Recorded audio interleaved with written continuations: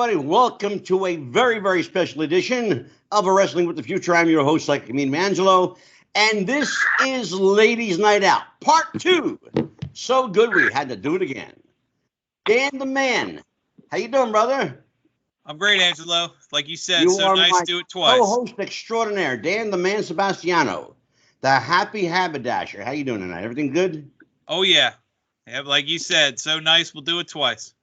Absolutely. We're joined tonight by a couple of legends, and Kacee Carlisle's here too.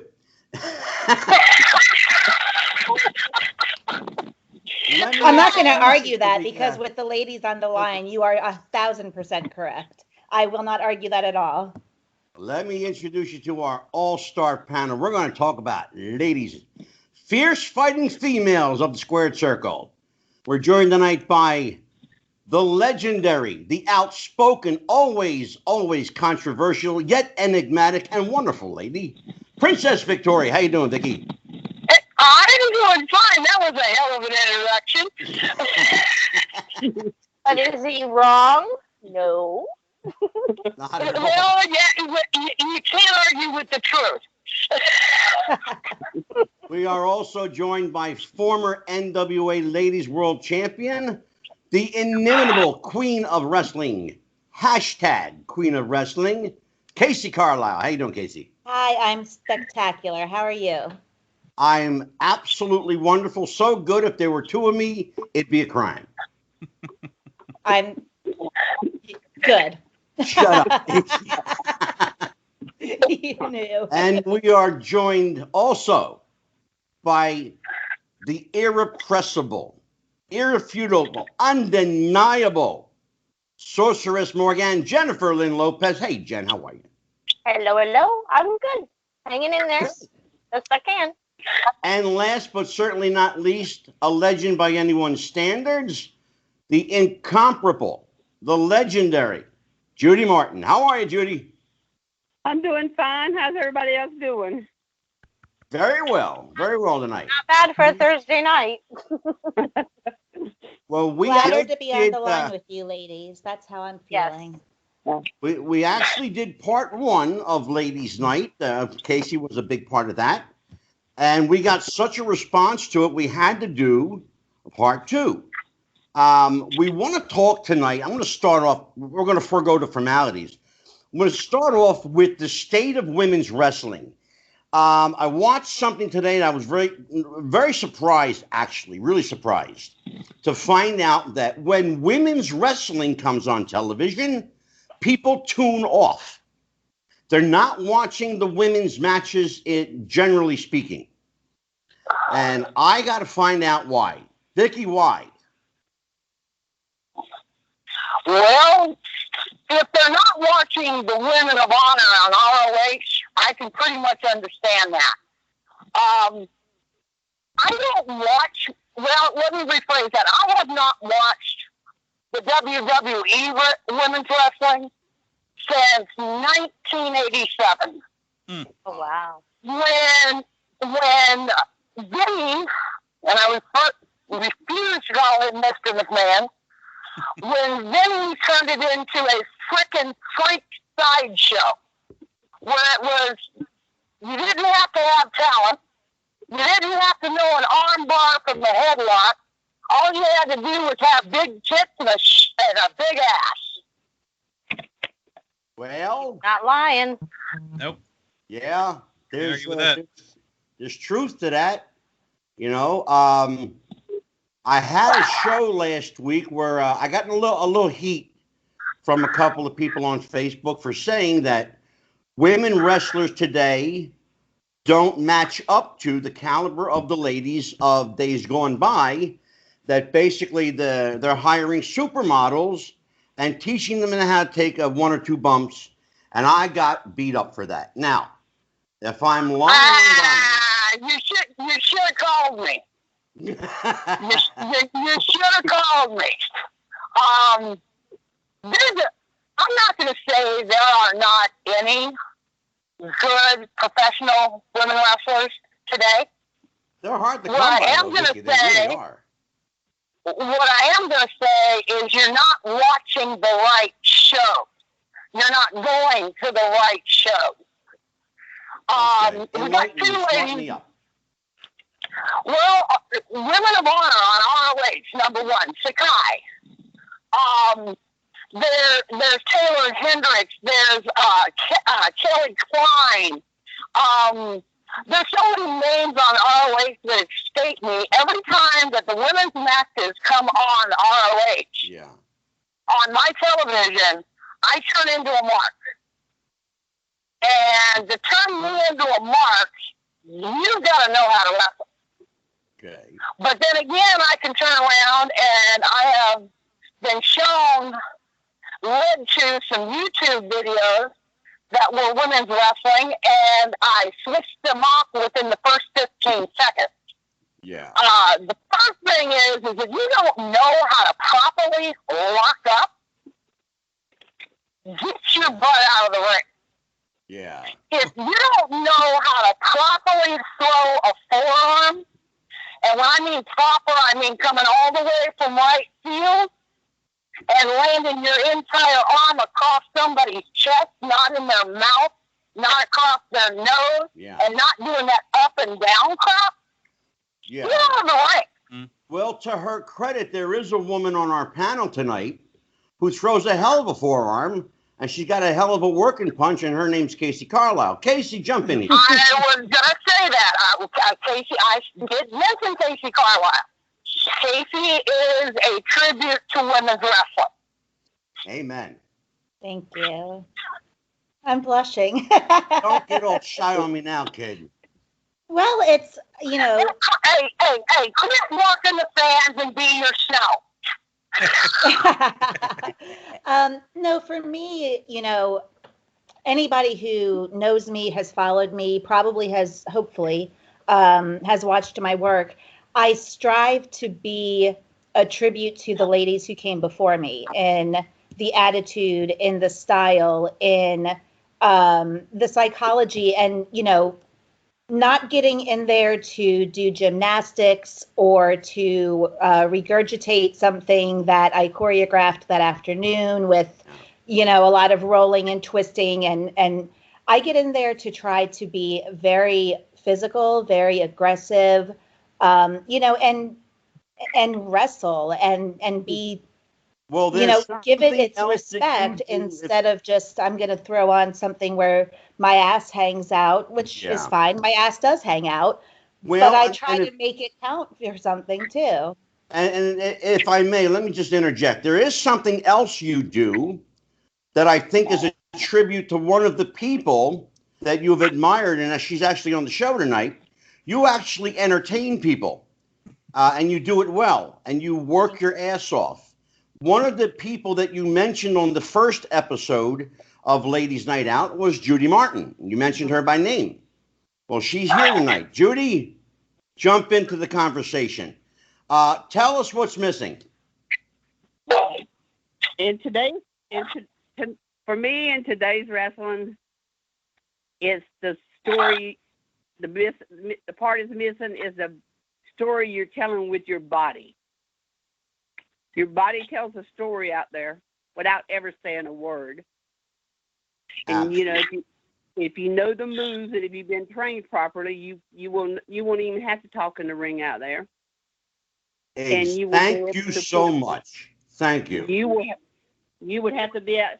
would be able to pull off everything that someone give you by when you locked up with them. You'd automatically know if they know what they're doing out there, because there's just a feel that you get from a person when you lock up, that you know that they know what they're doing and you can entrust with them. I think that's what is terribly missing. Go ahead, Vicky. And they listen a lot to the guys and stuff like that. And a guy they can teach a girl how to work and everything, but a girl's body is totally different than a guy's. We got boobs, and they don't have what you have to work with the ladies out there. So. Go ahead, Vicky, jump in. Judy. Oh, Go ahead, Dee. seriously important, and it's very true. When you're in that ring and you go to lock up with somebody, you may never have met them before. You may have never, you may know who they are, but you may have never met them because you're in a different dressing room. But as soon as you lock up, the feel, the look, if it's not there, you know you're in trouble. Absolutely. Yes. You have to have chemistry. If you don't have that chemistry, there's a disaster right there.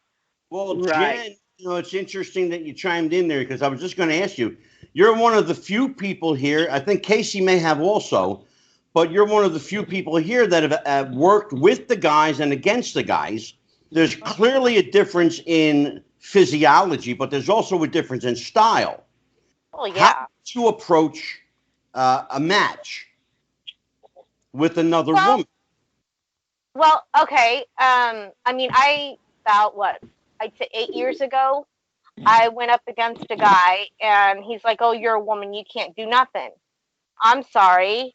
Just because I have boobs up above my body and not below my dick doesn't mean I can't wrestle like that. Sorry. I mean, Hey, Vicky, I knew that. this guy was like, "Oh, you can't wrestle." All right, you son of a bitch. I got you. And he was pissed because he had to lose to me. And he's like, "Oh, you're a girl. You don't know how to wrestle. You don't know how to wrestle." I beg to differ, but okay. But I mean, a lot of the guys that I have dealt with over the years, because I am a female, think I can't do what they do. Yes, my body type is different. However, I'm not a pushover. There you go. There you go. Jenny, Absolutely. Jenny, it sounds like you've been hooking up with a bunch of freaking prima donnas. Oh, you have no idea. Yeah. Yeah, you have no idea. She's absolutely right. I don't even have to see the match or know the name. By what they said, a good wrestler can wrestle anybody. Absolutely. And Yes, should. yes, there's a difference in the style that the guys wrestle than the girls wrestle. Sometimes, we go right, they go left. But as far as the moves or the psychology in the ring, Absolutely. there's really no difference in my mind. And any man who walked up to a woman who's been wrestling as long as you have and is over like you are, Jenny, and says something like that, needs his freaking boots super glued to the ceiling. Pretty much. Yeah, absolutely. I hope you went. I really hope, Jenny, when you were in the ring, you went to Idaho on it. Oh, you have. Oh yeah. Oh yeah, I did. Good. I did a chop, and one of the guys goes, "Holy shit! She just chopped him like you would thought it was like a thunderclap." For those in the Jen, if I may interject for a second, for those in the audience who might not get that reference, can you explain what that means to go Idaho on somebody? Who, me? Lay it in as hard as you can lay it in. It comes from the old potatoing someone. There you go. Yeah. Yeah, you're not working anymore. It's a shoot. Absolutely. Yep. Absolutely. Well. And if somebody were to disrespect me like they disrespected Jenny, they might crawl out of the ring. I don't care how big they are. Because that's one thing Sandy Barr taught me. You take them out at the knee, they can be Haystack Calhoun. If you give them a side kick to the knee, they're going to crawl out of the ring. Well, Jennifer comes from the Wahoo McDaniel School of Chops, so I think she's okay. I'm sure she is. Wow. Okay. Well, let me ask you ladies to expand on that. You were talking about intergender matches. It's been some very good ones through the years, good intergender tag matches. With recent shifts, TNA having Tessa Blanchard as their heavyweight champion. Recent backstage rumors in the WWE that they're going to transition Charlotte Flair into programs with men. While y'all seem to be in agreement that there's really nothing wrong with that, what are your opinions on putting the main title of a show, of the main heavyweight title, on a female competitor? If she can do it just as well as a man, why not give her the opportunity? Well, I'd be Took interested the words in... right out of my mouth. Yeah. A woman can do it just as well as a man. Shit, we give birth to children, y'all can't, so what's the difference? I think I'm the only one here in the minority opinion when it comes to this. And I think No, Angelo knows. you're actually not, Kacee. I'm not a proponent of that. To I'm me, really not. when it comes to, and I've said this multiple times on multiple platforms, and I think it came up during the first ladies' night and so forth. To me, when it comes down to the intergender matches themselves, and I'm not talking about the true ability of a female or a male. I'm not talking about the true ability of the participants, whether they be male or female. I think, of course, women and men are capable of the same things, and sometimes women are more capable. So, we all have our strengths. To me, it's not about the legit shoot aspect of it, but when it comes to the execution of working an intergender match, I have never, and I've participated in plenty of them, because that's been what's booked. I'm not so against it where I'm going to tell a booker no. If it goes into a storyline, if it makes sense, if there's a reason behind it, fine. But at the end of the day, and I'll use myself as an example because I can speak for myself and nobody else. If I'm in there with a guy, I worked a guy recently, or several months ago at this point, who is a good foot taller than I am, at least. And he's a big jacked up guy. And I said to him, I'm not going to take you off your feet unless it's from the second rope. I am not, I'm not a skinny girl, but I am 5'2".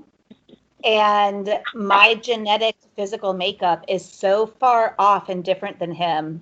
I said, I'm not going to be bumping you around the ring like I would a girl who's comparable in size to me, because I shouldn't, not unless I wear you down. And then, like I said, if I climb up on the second, and I think that's what happened, and then after I've worn you down, I want there to be a reason, because to me, we work so hard to, when I am laying those forearms in, and I am working as hard as I work, I want that crowd to believe for a second that what I'm doing is a shoot and that it's real. And I want them to forget that it's a work, that it's predetermined.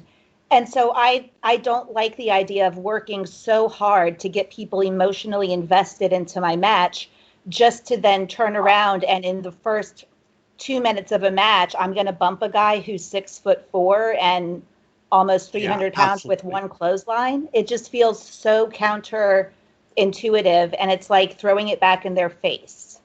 It doesn't come off as believable. That's the problem. And I just can't bring myself, when I do work guys, which I do and I will, that's fine, as I said, but the psychology and how we go about mapping out that match is going to be wildly different. Unless it's a guy who's comparable in size to me, that's completely different. Then it makes sense, for me.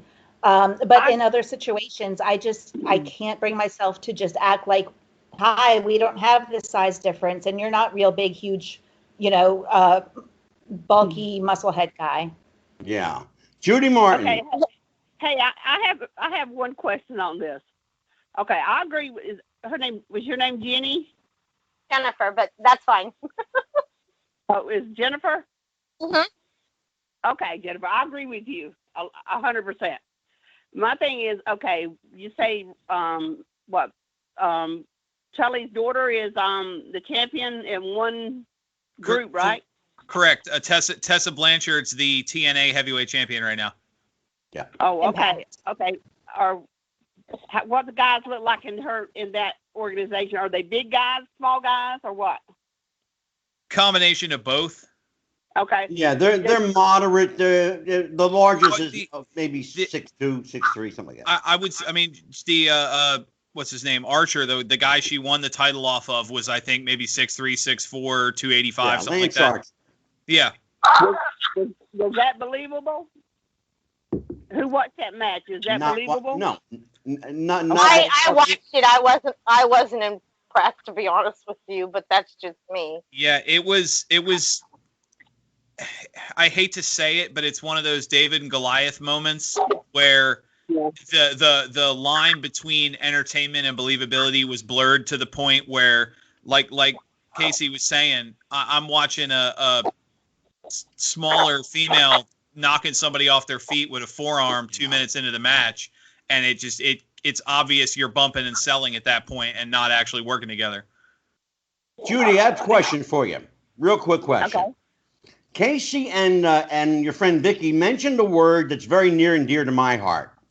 One that I talk a lot about on this program, almost weekly, in fact. The word psychology. What happened to the art of working psychology? I think because a lot of, the people that started training, I guess later on, has forgot the part of the psychology part. All they taught was the bump part and some holes and stuff to get the person by. Yeah. And then when they go out there and work, most of them probably worked as a jobber. Start off with, which that means they couldn't get any psychology of it because they were getting the crow beat out of them all the time. And also, I just think they just lost sight of it. Like Princess Victoria. I have to agree with Kacee 100%. Even though I like and have done intergender matches, I mean, Buddy Rose, when I first came into business, Buddy Rose took me over like $1 million.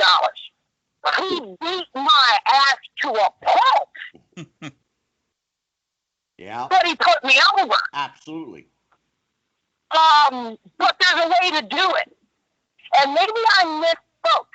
What I meant by the psychology, the psychology in an intergender match is actually the same as in a male-to-male or a female-to-female match. Absolutely. I'm 5'8.5", slowly shrinking. And if they put me up against a woman who outweighs me by 25 pounds and 6 inches, she shouldn't be taking a bump every time I give her a forearm. Exactly. But Judy mentioned something, and I want to pick up Vicky where she left off at. The psychology factor is only believable if the two people involved in that match know how to sell, know how to work, and understand that the people they're working to want to believe that they're having a fight. Absolutely correct. I've gotten real close with the fan base in the last several years. They want old school wrestling back. They don't want to see this bumpity, finish, bumpity, count two, finish, count two, finish. Yeah. They know we're not Superwoman or Superman. Mm-hmm.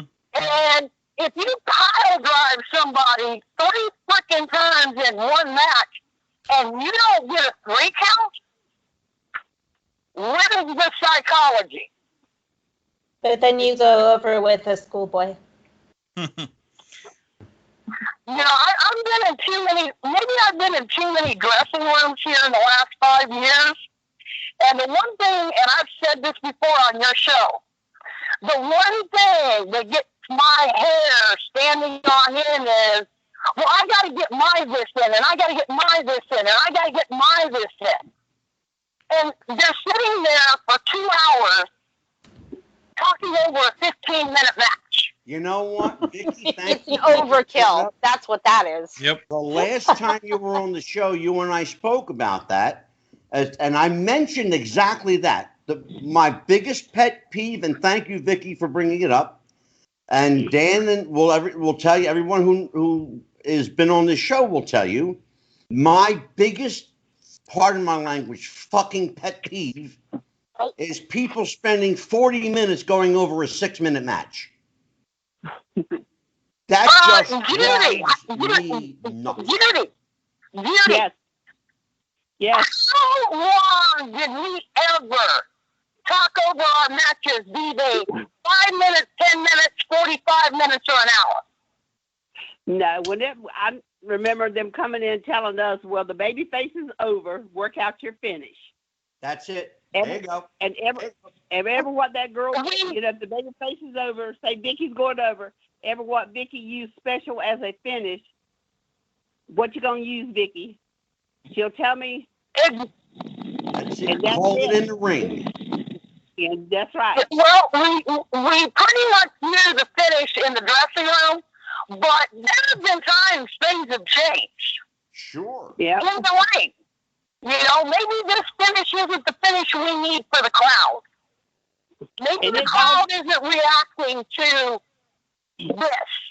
Maybe me being a little bit of a tweener isn't working, and I need to get down on my hands and knees and do some selling.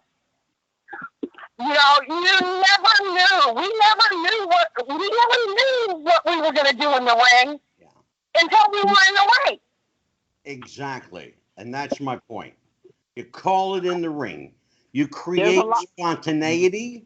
You create a feel for the audience. Oh, what's going to happen? Because they don't know, and they shouldn't know. The problem is everybody's smarting up before the fucking bell rings. I'm sorry. That's the second F-bomb tonight, folks. I'm sorry. Well, I really fucking wish you would fucking quit saying fuck. I love you so much. Angela, Vicky will tell you this too. A lot of times, there's been times when we say just go out there and play it by ear. Exactly. Yep. You know what, Princess? Call it in the ring. Will you do me a favor, darling? Would you tell the story that you shared with me on Facebook Messenger with Judy Martin? Judy, please remember I love you. Uh-oh. I can't remember what town we were in. I think it was somewhere in Texas or Louisiana, because Judy and I used to, for some reason, get sent to Bill a lot. And we were on live TV. And as you all, by watching Judy's matches, know, Judy had a pair. And there was no getting around them. And every time she body slammed me and landed on me, I got smothered. Oh, wow. So one day we were on live TV. This was not a tape match. This was a live match. And Judy did something. She went to cover me, and those things were right in my face. And I reached up and blew a sherbet on her. Oh, gosh. She jumped up like a scalded cat, and that match is on YouTube. If you see the match with me and Judy, where she jumps up and she's pointing and she's running around the ring anywhere but where I am, that's what happened when she jumped up. And I've seen that match, and it's a classic. And Judy, she's absolutely right. You had a set, yes, indeed. Oh, Lord. Do you remember that match? I remember. Oh. So were you a bit startled when you got the sherbet treatment? I was like, I don't know whether I should go ahead and pick her ass or what now.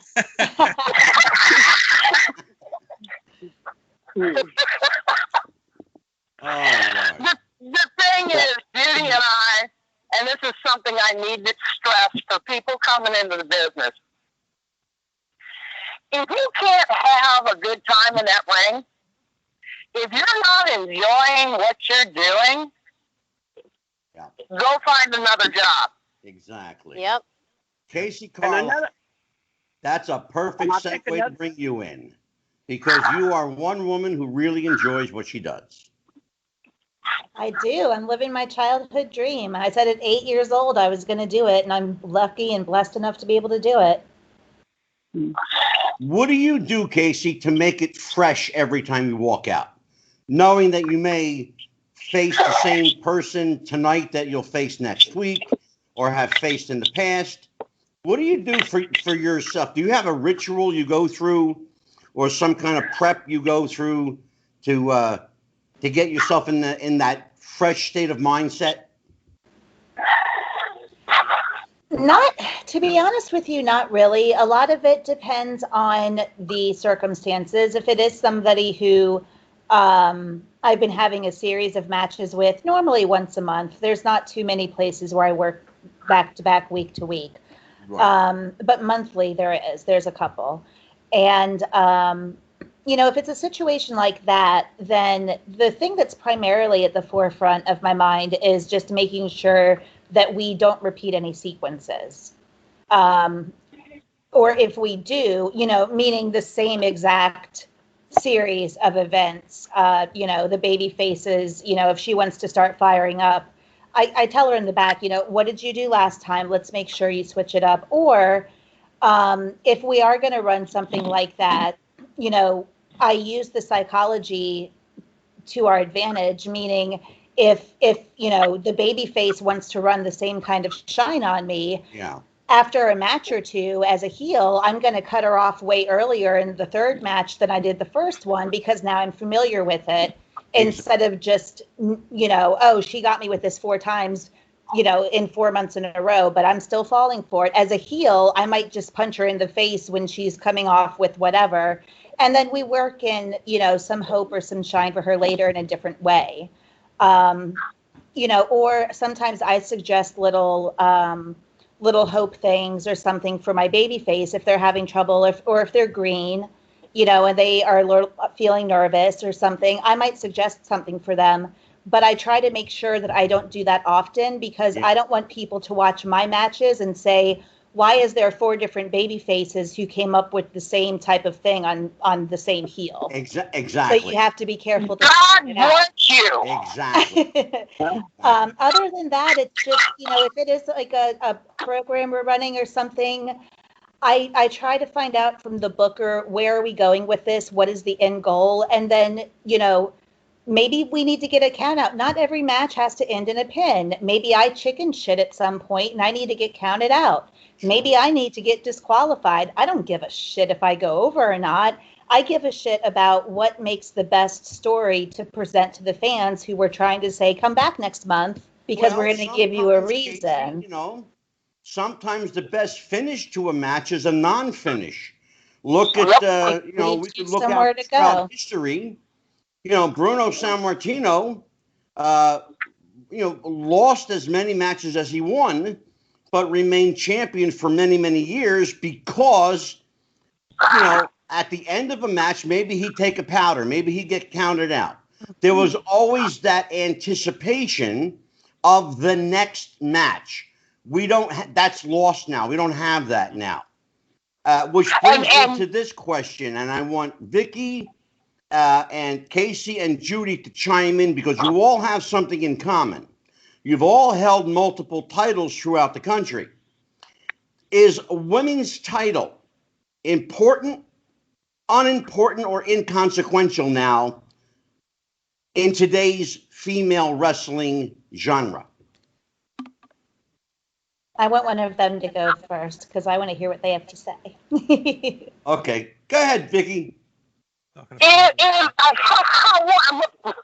would you think I would have anything to say? Because you're Vicky. Because I respect you two more than I respect myself, and I want to hear what you have to say more. Once again, I'm going to go back to WOH and ROH. Their women's title is consequential, because there's a story, there's a psychology You know, Sumi had it for a while. Kelly had it for a while. You know, and Sumi's one hell of a wrestler. She's about Kacee's size, 5'2", but she is a stick of dynamite. And it's consequential because you're going in there, and Sumi knows how to sell. You're not, even me, being as smartened up as I am, having been a professional wrestler, watching those matches, I'm not sure who's going to win.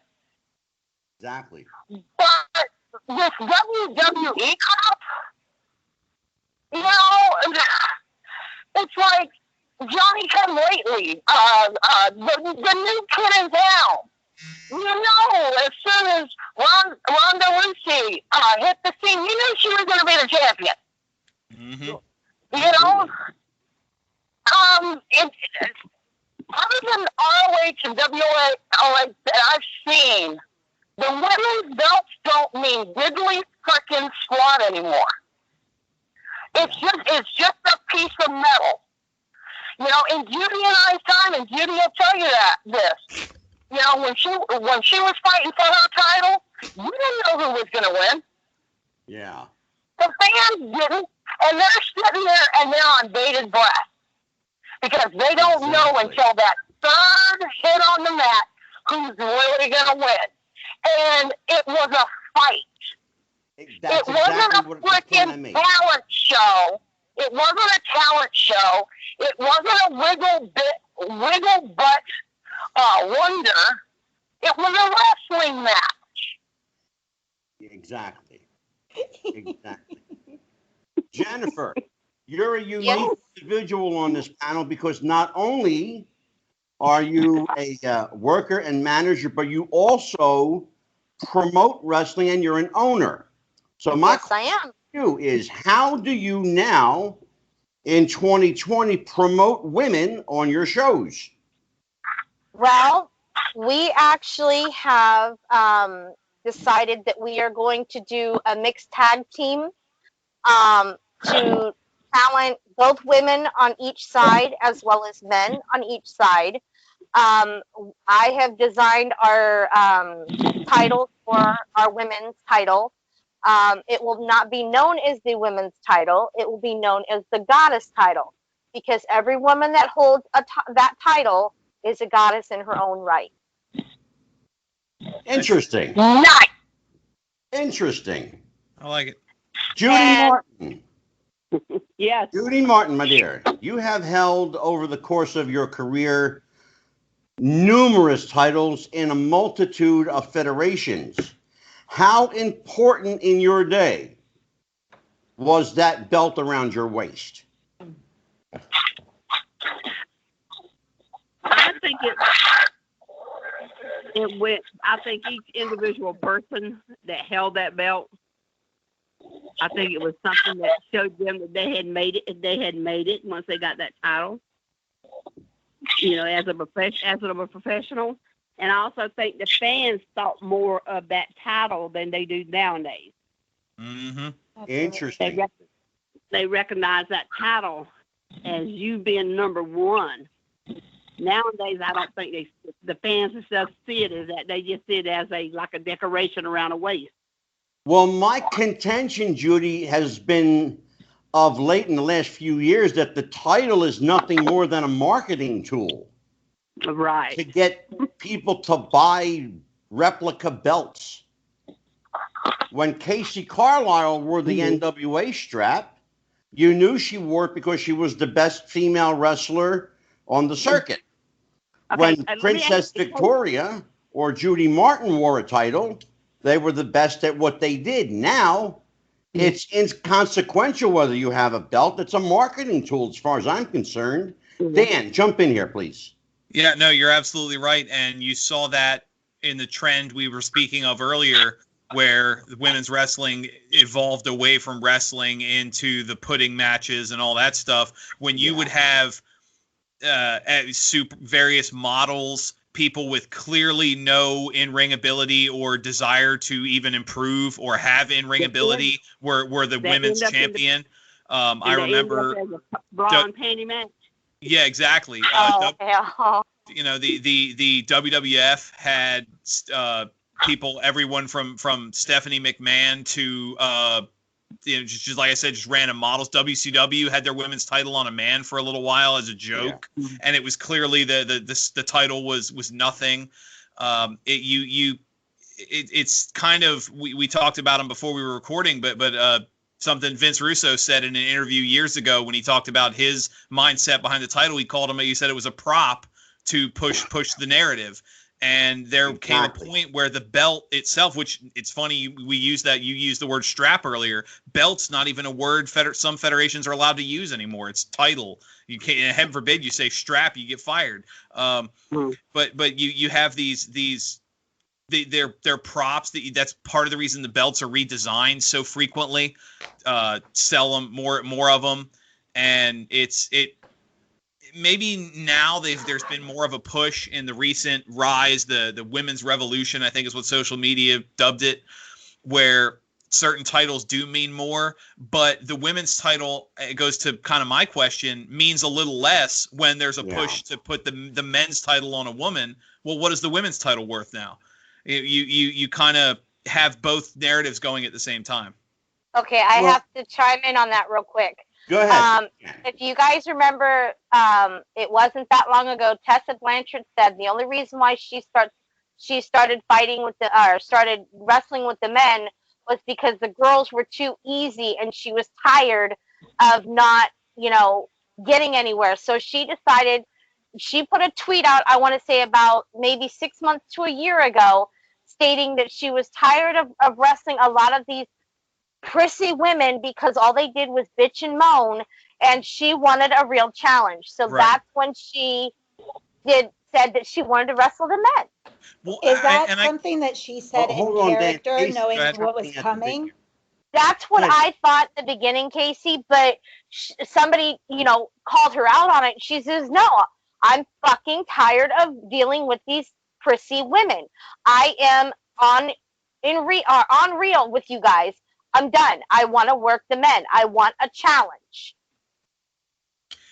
I don't know the woman myself, but I do remember seeing her tweeting that, and she got pissed because somebody called her out on it. And she's like, oh, no. See, I actually want to have that push and be able to strive and prove that I can do it. Well, the person you're talking about, Jen, is a young lady named Jordan Grace. No, I'm talking actually about Tessa. Oh, Tessa. Yeah, okay. Tessa did that. Oh, I thought you were talking about the statement that Jordan made. No, Jordan made the same thing. Talk real, not kayfabe, not storyline. Tessa Blanchard did say she was tired of wrestling women with the quality of women wrestlers today. But I think that also fuels my narrative is she's the TNA heavyweight champion, or whatever they're calling themselves now. And so what's that? Yeah. Impact. So she's the Impact heavyweight champion. Yeah. So if she's the Impact champion, then the Impact women's champion isn't the best woman on the roster. Exactly. And what's that say for the women's division? Doesn't say much at all. It's stale. Exactly. Go ahead, Kacee. Takes a lot away from the women. Well, let me put it this way. You guys, you were talking about how this woman, and I don't know her, so forgive me for not using her name, was tired of the bitching, the whining, and the crying. And not wanting to take a fall. Not wanting to do a job. When Judy and I were wrestling, it didn't matter who went over. It didn't matter if we were in this motel. The boys would do the best to take care of us and make sure we got the right hotels and all that. Absolutely, sure.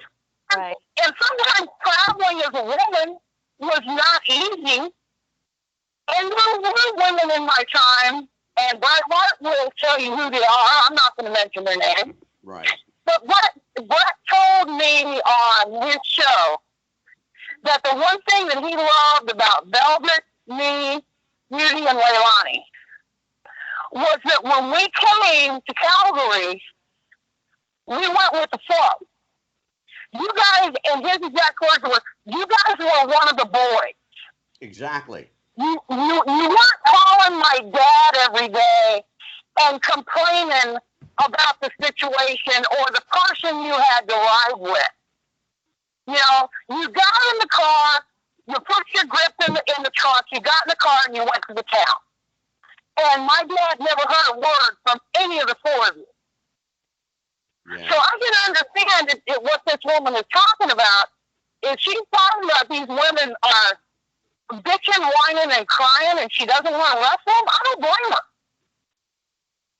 Well, by the same token, Vicky, I think we need to put things into context here, and Tessa Blanchard needs a reality check. It's a work.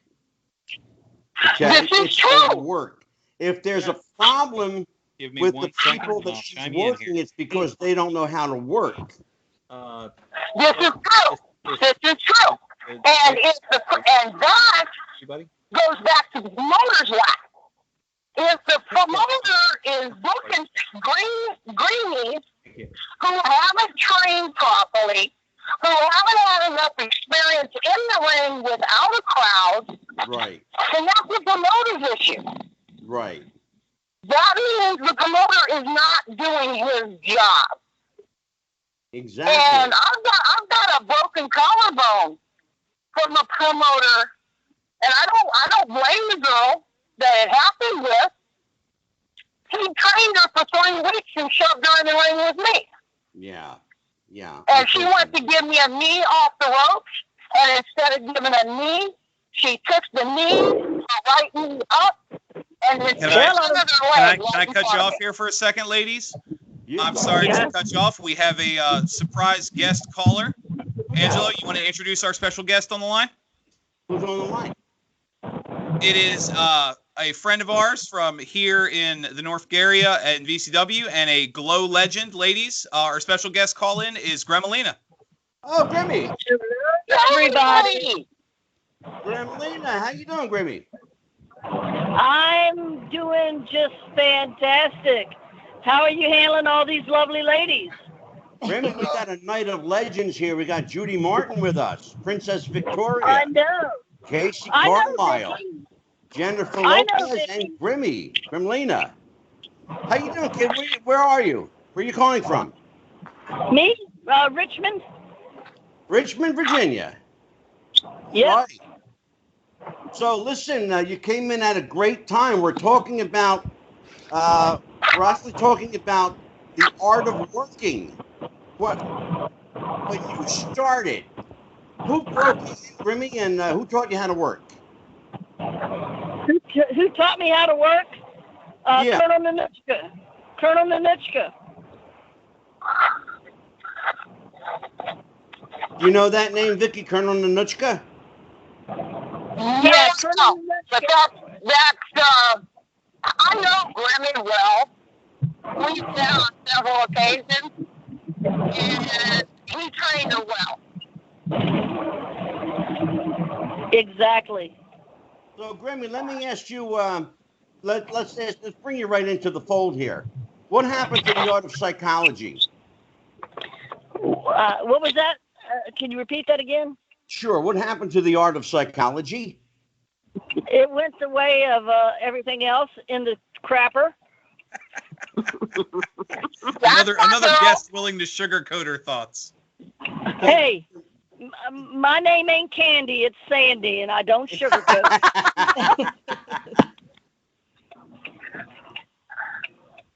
Yeah, Gremlina is a student of the Princess Victoria School of Etiquette. Amen. Amen And I for love that. I love me some Vicky. I got to work with her for one night at VCW. A true legend and a true lady. I love you, Sandy. I worked with Grimmy at BFW, and that's another independent show that actually puts on real wrestling, old school wrestling. Exactly. Grimmy gives them her body all the time, and she still uses that damn whip. You know, what can I say? Well, I covered my ankles.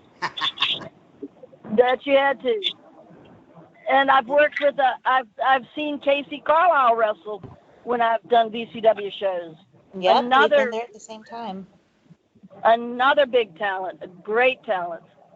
Thank you. Well, we have The only lady I have not had the pleasure of working with, but I have a lot of respect for, is Judy Martin. If it wasn't for her, I wouldn't be here. Mm-hmm. Well, she's here, so tell her. Nothing but respect. You and Vicky and the ladies that paved the way for us, y'all did the hard work and got no credit for it. And nothing but respect and love. Absolutely. Thank you. Thank you. Well, Judy, let's talk about that. Let's talk about credit. Let's talk about getting your due. You know, now you could go fix and get me pissed off, really, now. Uh-oh. I say go for it. Do it. Yeah. I want to hear. Go ahead. Go for it. Okay, go ahead, Angela.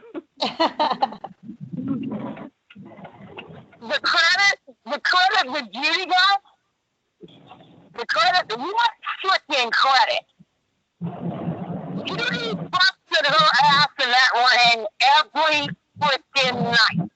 And what did she get for it? She got the great Moolah screw. Judy, tell me about what Moolah did to you in Japan with the belt.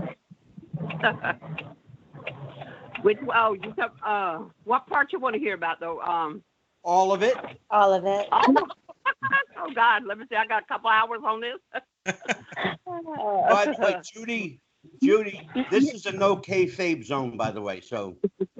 And you know what? After hearing some of the stories about the lady in question, Moolah, I'm glad I worked for Matt Simber. Wow. Well, you know, I'm gonna first say I'm gonna give Moolah her credit for her time period in the business. You know, she did what she had to do to get herself over and everything. So that kudos to her and everything. And I mean, she deserved to be a lot in the Hall of Fame and everything. You know, and for them to do the Battle Royal, I agree with that. They could have named it after her because she's been around this business for God how many years. Right. Now, well, I'm sorry to interrupt for just a second, but even in death, her legend and her reputation precedes her. There are things that coming out now about Moolah that are painting her as not a nice person at all. In fact, I had, in the interest of full disclosure, Judy and Vicky, I had a woman who refused to be on the show tonight, who flatly refused to be on if it meant talking about Moolah, because she hates her so much. That would be Leilani Kai, am I not mistaken? Actually, no. And Kacee. You're close, but I'm not going to tell you who it was.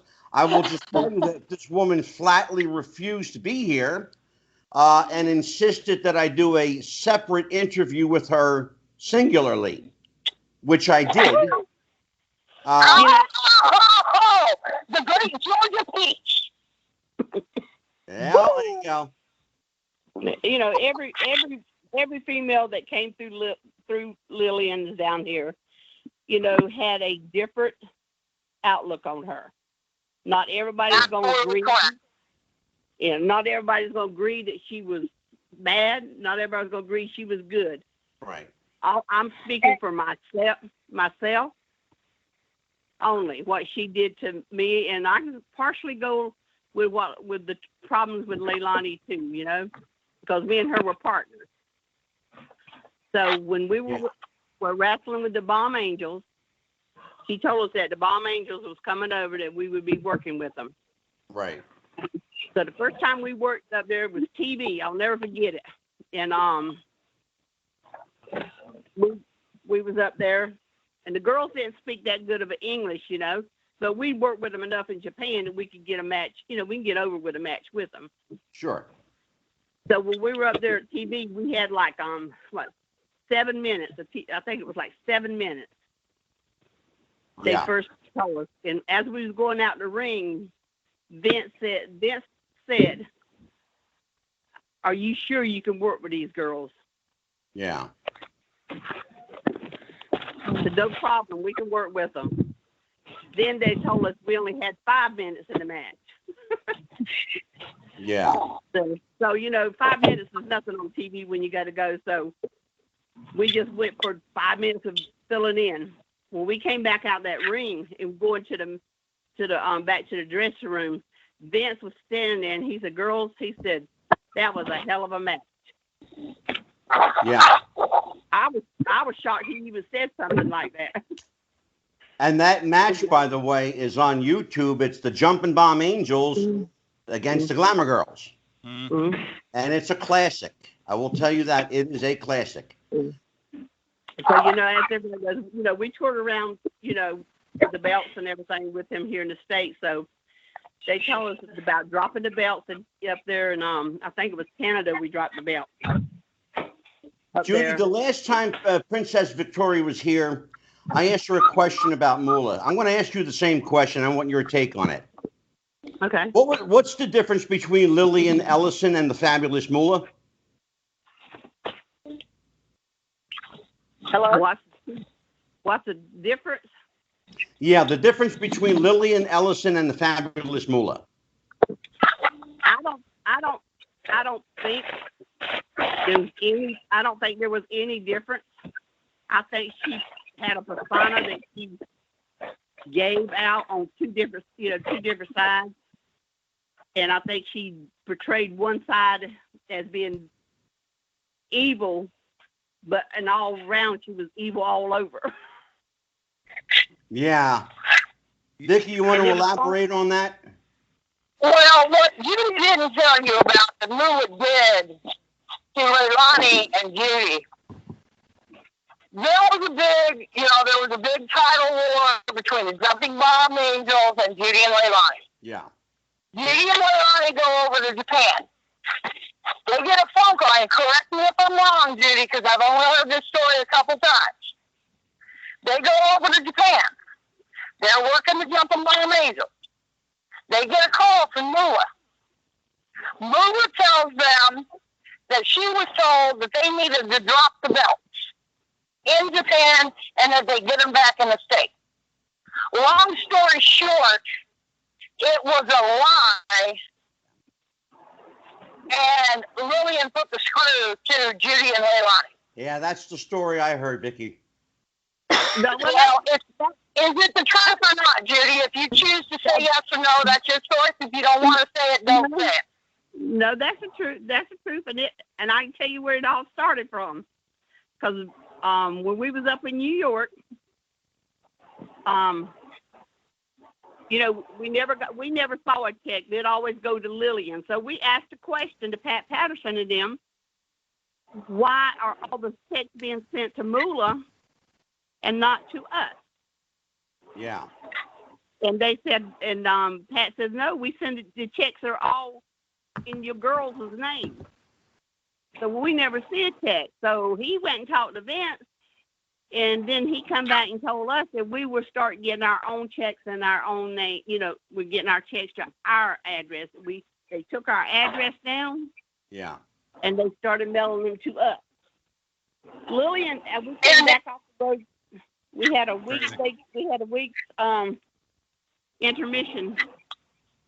Came home for a week, and we were going back on the road. And she said, she called me and she said, "Huh?" And this is exactly what she said. "Huh? I haven't got y'all's check yet." I said, "Oh, Lillian, we already got our check. What's the matter?" She said, "What you mean y'all got y'all's check?" I said, "Yeah, Vince didn't tell you. He mailed us our checks now." And he said we didn't have to pay no PC out of it either, because he was paying you. Exactly. Wait, so you're telling me she was stealing your checks? Yeah. That's exactly what she's saying. Yeah. That's the part Okay, of now, bullshit. I'm sorry. to give you all a clue, I was on top, right? Yep. We were semi-main, main event, semi-main Madison Square Garden. Yep. Never saw a check from Vinny. They all went to Lou. Yep. Could not figure out how I could get paid more at a high school in Louisiana from Bill Watts than I could getting paid for semi-main event in Madison Square Garden. Yeah. Lou would get our check, forward our name, put them in her bank. She would then tell us we made 50% of what we actually made, and then she would take her 30% off the top of that, plus the $300 a piece rent that we were paying, when there were 3 and 4 of us living in one of them little shanty shack barracks. Mm, Oh, wow. that's crazy. Yep, that's true. You know, So wrong. Continuing with the Mullen narrative, actually, I want to kind of roll back to what was mentioned with the Battle Royal. Obviously, we all know the story. It was named, and then Snickers put the kibosh with the social media heat, and they dropped the name. Chris Jericho mentioned in his podcast he pitched the idea to Vince to name it in honor of Sherry Martel, and he had said he wanted to call it the Sensational Invitational, which I thought was a brilliant idea. So Grammy, I want to start with you, and then we'll go around. If you drop the name Moolah, who would you pick to name the Battle Royal in honor of? Good one. I think Sensational Sherry is a good. I like that Sensational. I also like Miss Elizabeth. There were so many legends that went through the WWE. It's hard to say. I would just say, to be blunt, why not put it the Women's Invitational? Okay. Give credit to all the Very women. generic, sure. Yeah. Why not? Okay, Give all the women credit. I like it. Hold on. Here's an extra lamp for you. All right. Well, we'll go around the circle. Jennifer, what about you? I like how Judy said, it'd be all about the women, because again, it's not just about one woman, and these ladies helped pave the way for women like myself, and Kacee helped pave the way for women like myself. However, again, say something. It has to be about the women. It shouldn't be about just one person. If anything, the legends, the women's legends, something like that, to show our respect and everything to those women. It's not just one, it's all of them. Exactly. I like it. That's an argument I've been having with G.L.O.W. for a few years now. It's not about one G.L.O.W. girl, it's about all the G.L.O.W. girls. We all made the show. Just like all the women made. It wasn't Wendy Richter that made it. It wasn't Sherry Martel that made it. It wasn't Miss Elizabeth. It was all the women who had the guts and the fortitude to train and get there. Because back then, it wasn't like today. You had to pay some dues, and you did not get the respect. So I think, like I said, the women's invitational. That goes back to what Princess Victoria was saying earlier in the show, about working your way, learning your craft, earning your keep. Well, if I can have you expand on that, recent social media heat's gone down on a few female competitors. Obviously, in the WWE, Nia Jax had a series of matches that all resulted in injuries. I know on the Ring of Honor side, we mentioned her before, but like Sumi and Kelly Klein have been beat up for some botches. I want to know, from the outside looking in, ladies, do you feel that women's wrestling is judged harsher in the sense of botches and injuries and screw-ups the way that a men's match would be overlooked?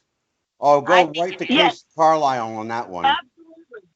Go right to Kacee on that. Why go to me? Go ahead. You know, I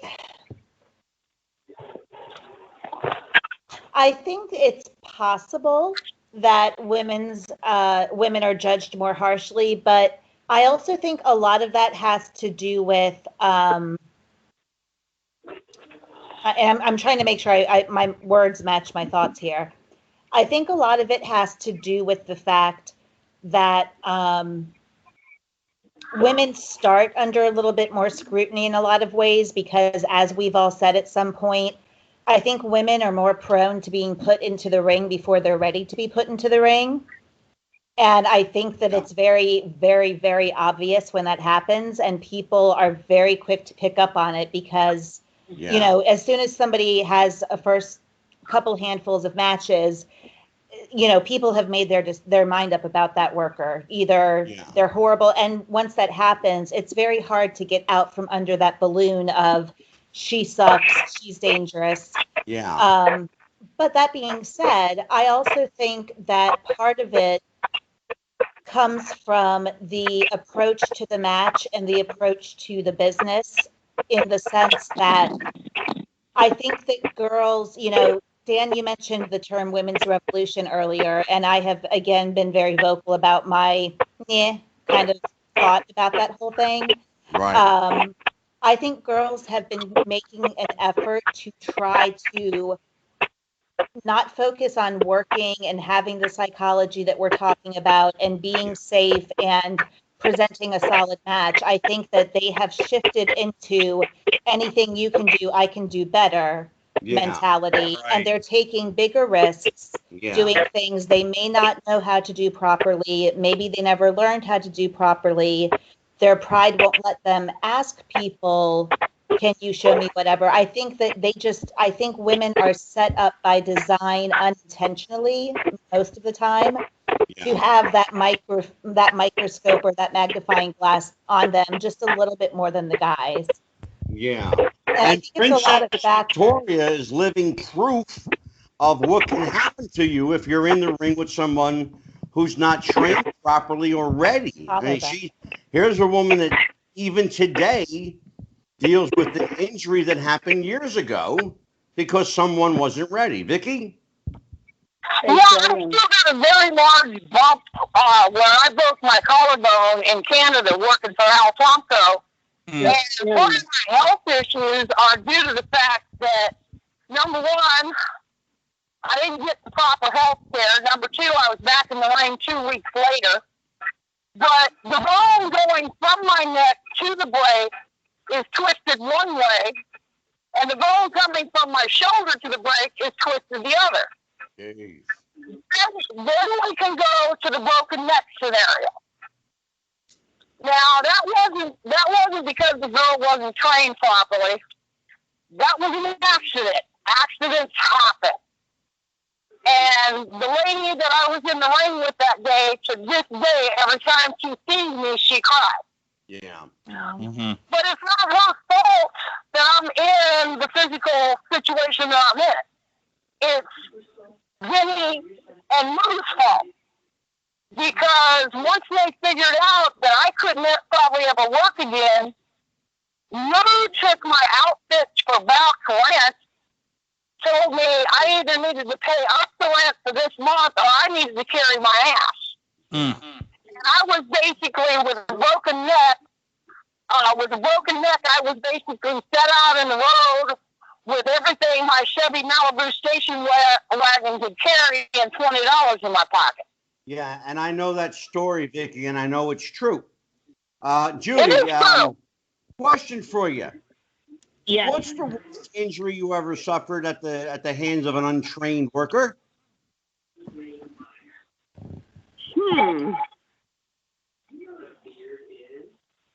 I've been lucky. Most of some that's been was a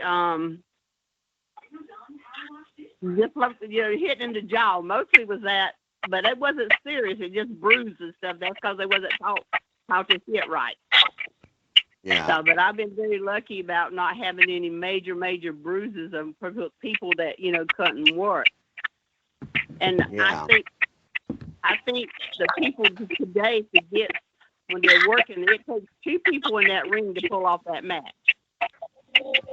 Yeah. And you know, and also, I think it's very important to also point out, you know, with everything we just said, I think it is also very important to verbalize and to recognize that accidents can happen no matter how well you're trained, no matter how long you've been working. Kacee. It's dangerous. So it's not just about, you know, the things that I mentioned. It happens to girls, you know, who have been working for decades Kacee, or who are well trained. Kacee, let's explore that. Let's expand on that, as Dan likes to say. Let's expand upon it. Here's what we're going to do. You and Jen are both unique in the fact that not only have you worked, but you've also trained other workers. And I know that Kacee, the last time you were here, you talked about training a young woman to work with you in a match, I believe, in Ohio or somewhere in thereabouts. What's the first thing? I'll go with you first, Kacee, and then I'll go to you, Jen. What's the first thing you teach them before they ever lace up their boots, before they ever step through the ropes? First thing you teach them. The first thing I say is that they are going to be at the best advantage for learning if they keep their mouth closed and their eyes and their ears open.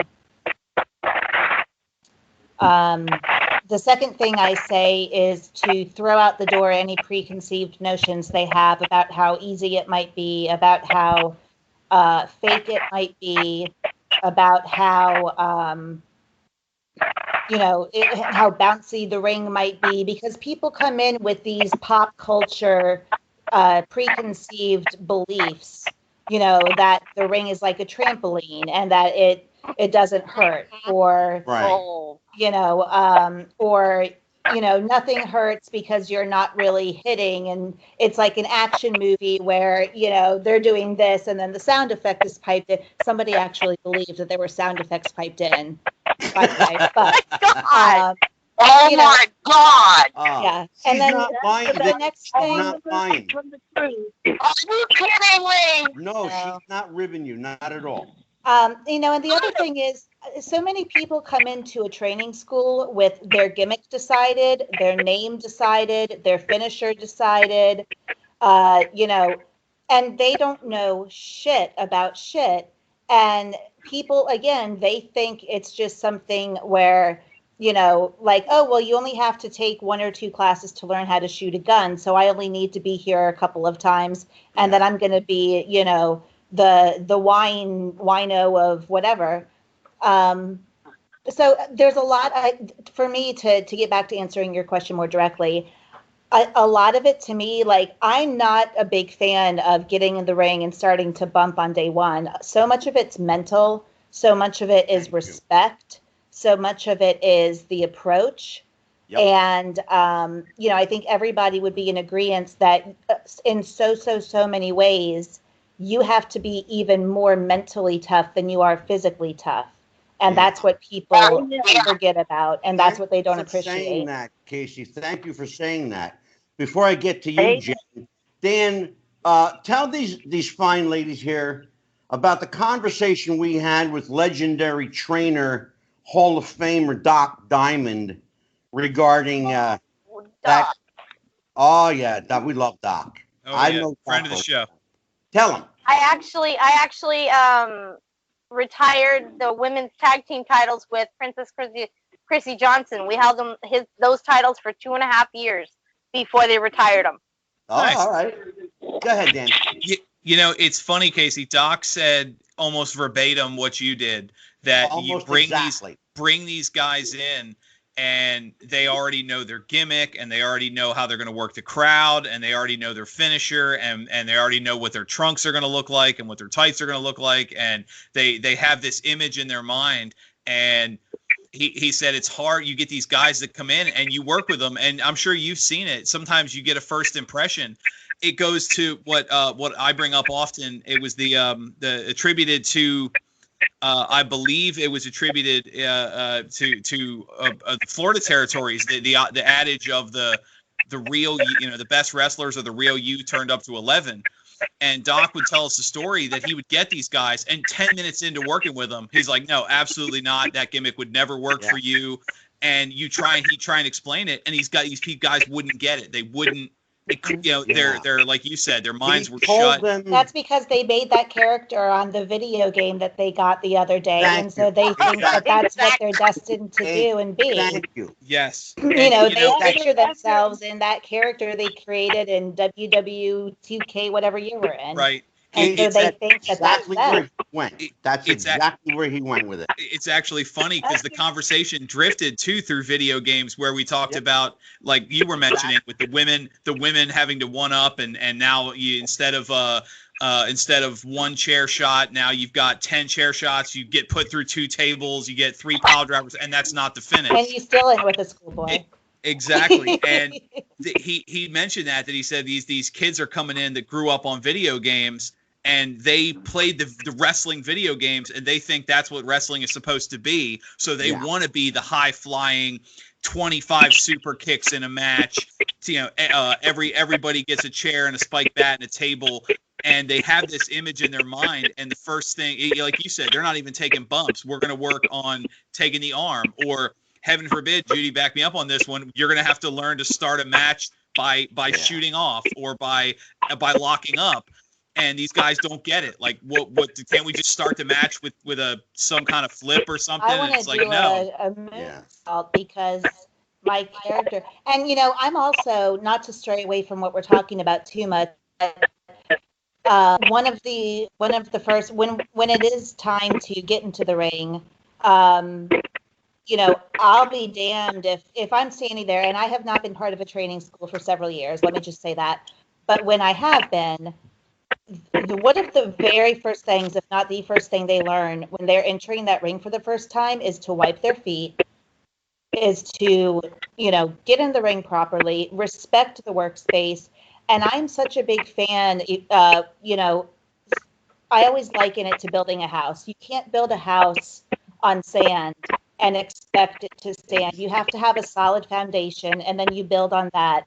Mm-hmm. And I'm such a big proponent of, once somebody has learned the fundamentals, once they've learned the basics, I love the idea of running a training class, or once a month running a training class or something, where you've got to run a mini match and you cannot hit the ropes a single time.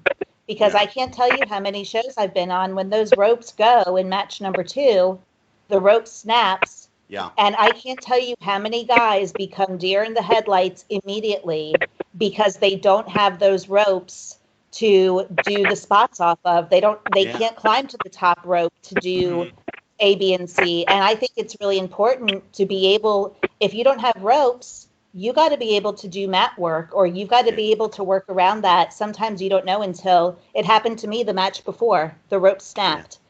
And so, it all boils back down to building on top of a solid foundation. And then it's just like when you make a cake, you don't put the icing on the cherry first. Yeah. It's the cherry on top. That's a saying for a reason. It's the same type of thing.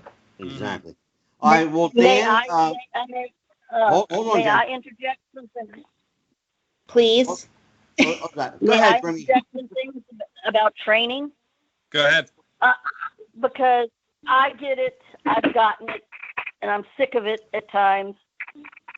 When I stepped into the training center for G.L.O.W, and yes, it was a training center. It was in a warehouse. We had the ring and mats. It was us girls. First thing we did was warm up instructors. The first thing they told us is, you will not do one move until you learn the basics. We had to lay on our backs and learn how to smack the mat and then elevate a little bit more. We were in that training center from 9 to 5, Monday through Friday, before we even started our taping. And thank goodness. Before we go any further, Grammy, we're going to have to do a commercial break. We're coming up on a hard break, so we got to say goodbye to you.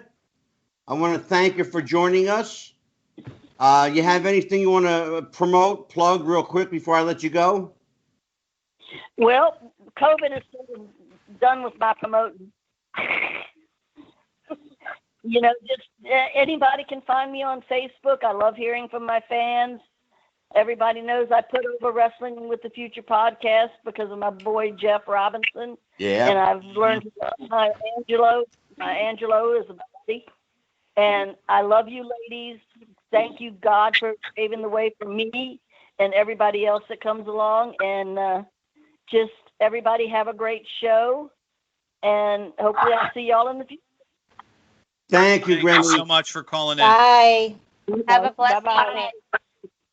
Be safe, Grimmy. I'll see you on Facebook. Love you, gal. All right, Dan, a word from our sponsor. Go ahead. Yes. Word from our sponsor, Wrestling with the Future, is brought to you by our friends at Manscaped.com. Perfect sponsor for a show featuring all women.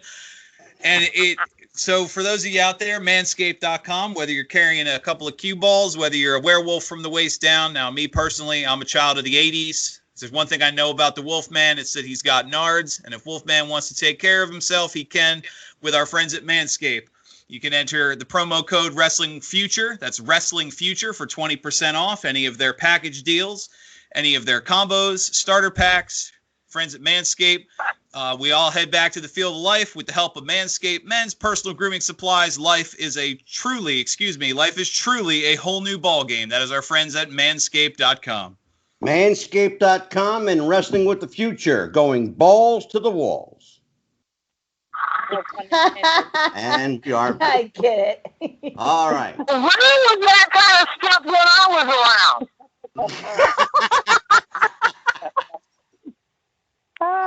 You know how hairy some men are. Well, if they need anything, I can get 20% off for them, Vicky. I'll refer about. Well, I ain't gonna tell you how many. The starter handle. Hear that, sweetheart. The Manscaped starter handle is known as the lawnmower. For those wrestling fans, the larger one, I think they call that the Mantel. I'm not sure. It's the lawnmower 3.0. Let me tell you what, Angelo. Judy's been on the road with me. She's heard a lot worse. Oh, no. Well, you're such a shy, unassuming person. You know, the last time you were here, Vicky, I said you were such a nice lady, and you said you don't know me that well. Remember that, Kacee? I do, yes. Oh, that first show with Princess Victoria, that was a hoot. Oh, my God. We laughed so much. Yes, we did, and I love. What was the lady's name who was Sherry's best friend? Oh, she's actually my next door neighbor, Kathy Fitzpatrick. Yeah. That's it. Best friend. Yep. Yeah, she friended me on Facebook, and she has put up some things with her and Sherry, and if I got nothing out of that show, which I got more than nothing, I got to see those photos of Sherry when Sherry was really happy. Oh, yeah.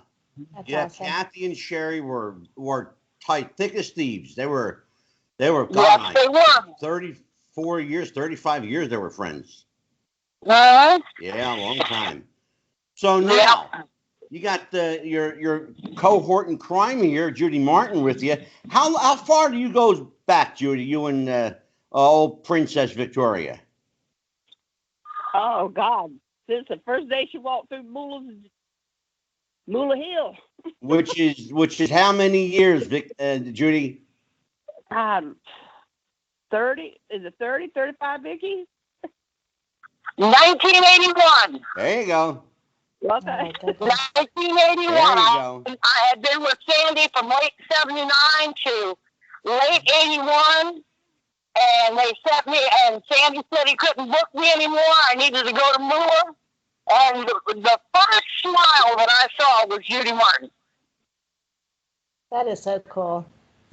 That's because I knew. That's because I knew I had another ass to whoop on there.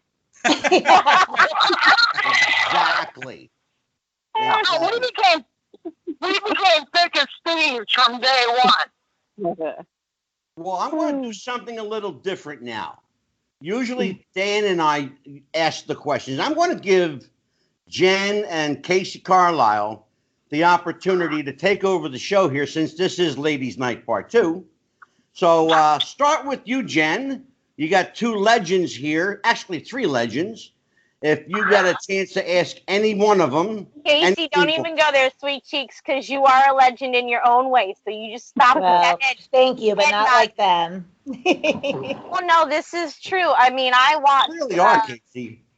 I watched Glow and watched all the, the stuff that the ladies went through. She's pouring another glass of wine, just for the record.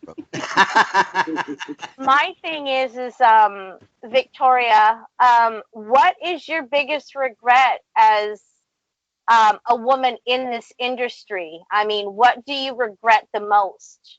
Good question. What do I regret the most?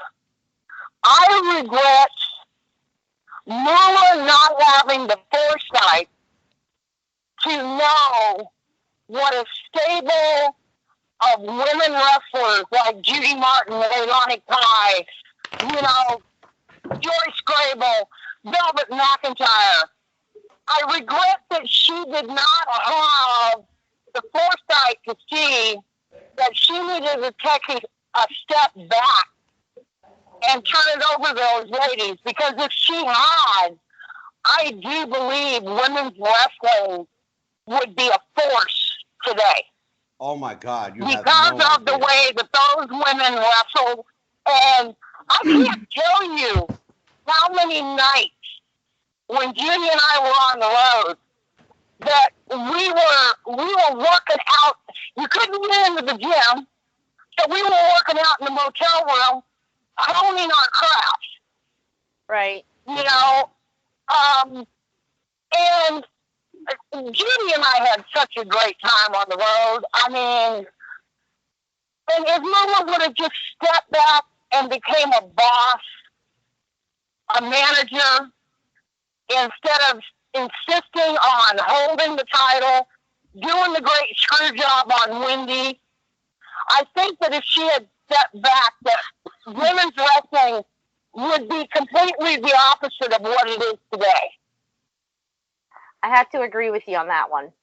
Vicky, ultimately, whose responsibility is that? Was that Moolah's or was that the promoter for allowing it to happen?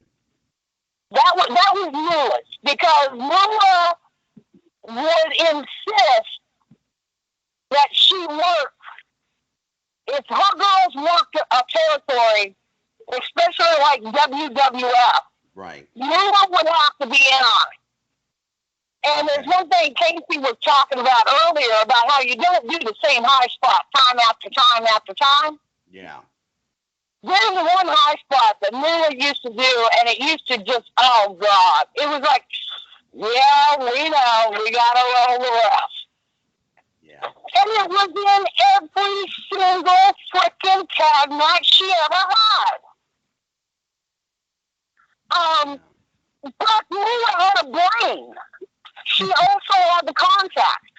If she would have promoted Wendy and Judy, Leilani, Velvet, instead of promoting herself, well, I do believe that's a real good point.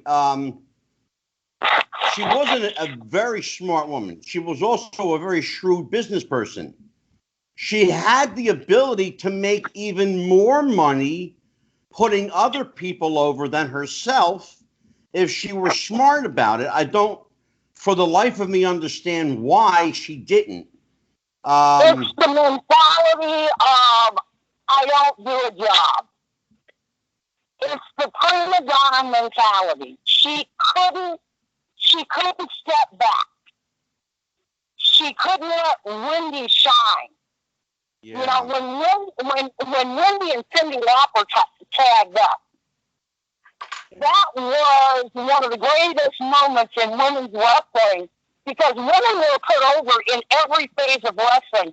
The cartoons, the gimmick, the main event.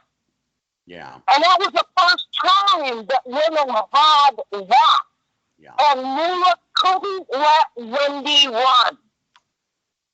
You know, because Wendy did the shoebox so well. You know? Yeah. And Moolah couldn't let her run. Her damn ego got in her way. And Vinny let her do it. The most disgusting moment that I have ever seen in women's wrestling is when, and take this anywhere, I was going to say don't take this wrong, but take it anywhere you want. When Moo and Mae West walked out there in those schoolgirl outfits, and their finish was sitting on somebody's face and making them pass out, that was the last time I ever watched the WWE. Yeah, I was freaking mortified. But if Moo had stepped back and let Leilani and Judy run, let Wendy run, you know, let Velvet run, look at these women. And look at the drawers. Almost 40 years later, and there's fans out there that still remember their names, that still go to YouTube to watch them. What would have happened if Lillian had shut up, stepped back, and let him go? Yeah.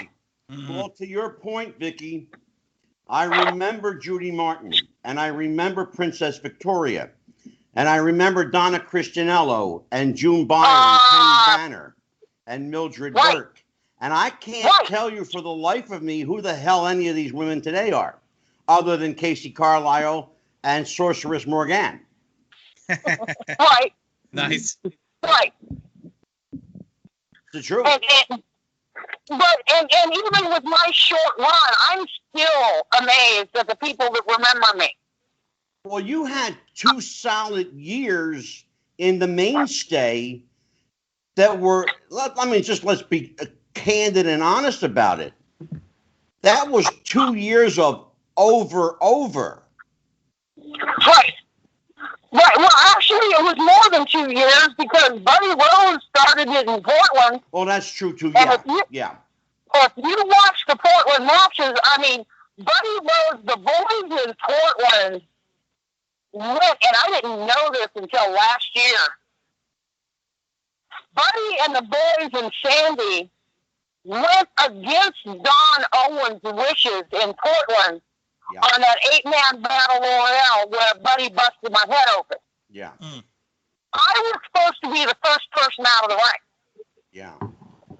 The boys decided that they were going to put me over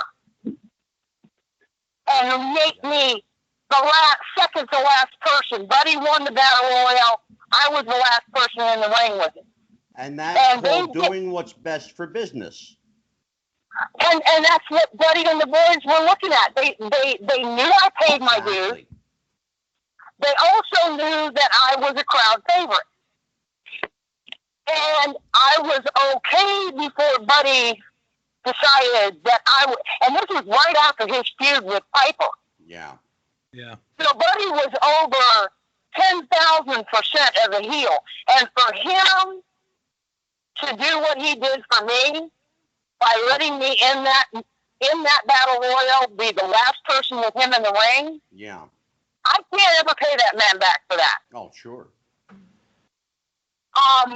But they saw money. They saw more asses in the seat. Absolutely. And see, this is what, you asked earlier, what's wrong with wrestling today? That attitude right there. Exactly. Buddy didn't care that he ended up foaming at the mouth in the crow's nest of Portland when I kicked him. What he cared about was this was going to put more asses in the seat. Well, yeah, and that's the difference. They did what was best for business for the fans instead of doing what's best for business for their damn corporate sponsors. Yeah. That's the problem. Yeah. Kacee Carlisle, you're in the presence of a couple legends tonight. Ask questions, please. Well, I hope that I had to run off for a second, so I hope that this isn't going to be repetitive with what I didn't hear. But I actually had 2 questions that I wanted to ask. And I'm going to be a little bit of a hypocrite because this is sometimes considered of those typical interview questions, but I'm interested to hear what they have to say. My first question is, I would love to hear if there are any ladies that that you did not get to work with that you would have loved to have worked with, whether they be, you know, from back in the day or somebody currently who you respect. And then my other question is, in hindsight now, looking back, do you feel as though you wish that you would have ended your career earlier, worked longer than you did? Are you happy with the length of time that you spent in the ring, or do you feel as though there's some unfinished, lingering, something you wanted to achieve? Those are my two questions. Go ahead, Judy. You answer that one. Okay. The first question about if there's anybody out there I would love to work with, had to work with. Oh God, let's see. Today, I mean, I'm not up to date really on all the females and stuff that's or out yesteryear. There today. Yeah, but I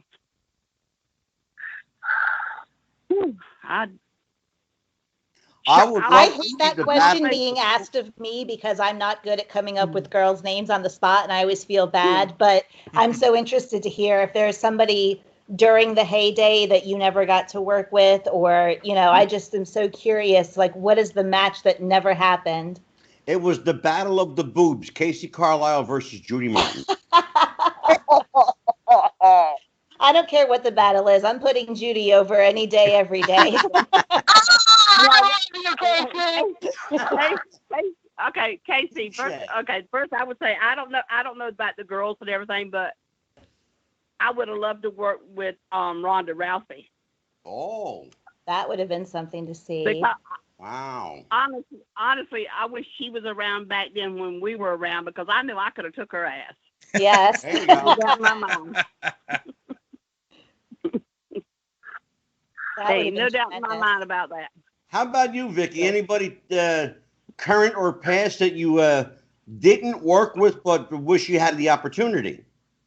Well, there's two ladies that for the first time, these two ladies both made me wish I was 25 years older.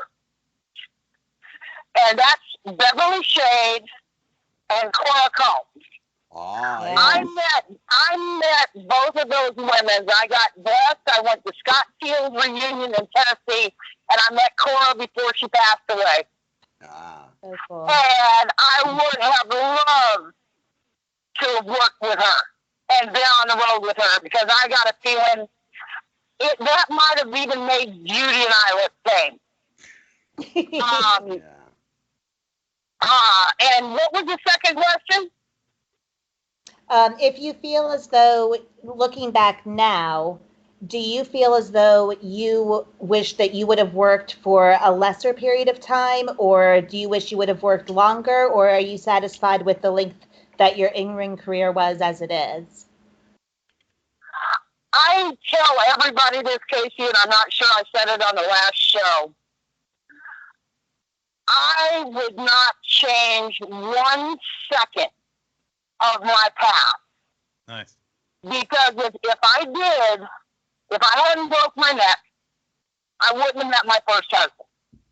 If I hadn't met my first husband, I wouldn't have had my son John. If I hadn't had my son John and kicked out my first husband, I would have never met the love of my life, Jack Kacee. Mm-hmm. So no, I would. Although I do miss the road, although I would love to be in the shape and be able to get back in the ring, because that's an adrenaline rush no drug can give you, no, I wouldn't change a thing. I love that. Good. I would.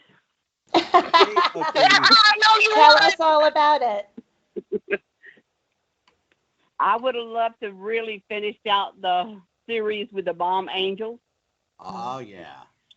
Because I think at WrestleMania it would have been a big turnaround. Absolutely. I think so too. And I, as a fan at that time, would have loved to have seen it as well, by the way. It was so cool to see. Well, I'll tell you what. Dan, I want to throw it to you. Okay. Sorry, I'm slightly distracted by the real life that just got dropped in my lap here. I guess I have one last question for y'all, and we talked about touched on it a little bit. We looked at how women are judged, and we looked at the progression now. Kacee, I guess this goes more for you and Jennifer. Is it still hard today as far as women getting into the business? Like, are there a lot of, because I mean, there's pro wrestling schools all over the country. Are there a lot of wrestling schools that don't accept females, or maybe they're not qualified to train them? Is it still in today's age, with the Divas Revolution, with the Women's Revolution, with women's wrestling being supposedly so prominent, is it still hard today compared to what you knew then, or when you got in to get in into wrestling as a female today? Do you want to take it first, or do you want me to? He told you. He asked you, girly girl. So it's all you right now. I will say that when I got into the business and when I broke in, it was absolutely 1,000% nowhere near as difficult as when Victoria and Judy broke in. Not even comparable.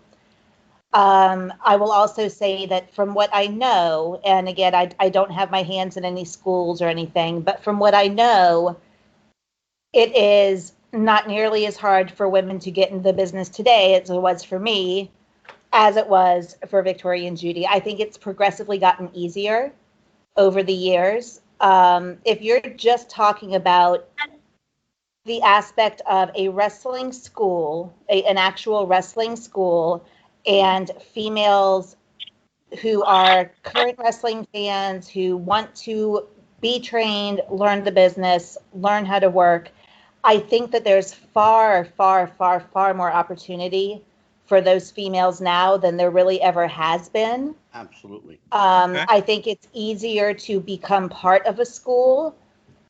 I also think that, that being said, the other side of that coin is just because it's easier and there's more opportunity there, it doesn't mean that it's quality or that they're going to receive good training or that they're being trained properly or that they're being set up for success just because it's easier for them to get into it. Good point, yeah. Very good point. You know, there was a period of time when I saw earlier in my career, so we're talking the early to mid 2000s, there was a lot of girls who ended up calling themselves workers or at least considering themselves part of the business because their boyfriend was a worker. And they would go to the show with their boyfriend, or they would go to the school with their boyfriend just to sit there and watch, which I'm against also, but that's another topic. And they would get scooped up into it because the promoter, the trainer, the whoever would say, she's cute. Does she want to walk you to the ring? And the girl knows jack shit about the business and she never got trained. And yet here she is being presented as this is a new girl in the business.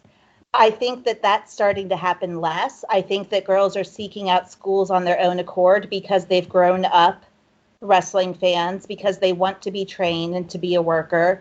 But I also don't think that going to a school equates being put out on the right foot to succeed and being trained well and everything that goes with it.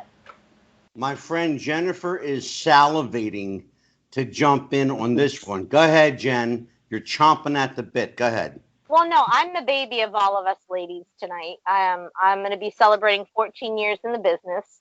And Kacee is correct. There are, when I started, there was a lot of times that, I trained, I was one of 2 girls out of 30 guys that trained. I was the only female out of the class that actually passed everything. And, a lot of these females say, oh, I'll just get by my looks. I'll just, do this, I'll do that.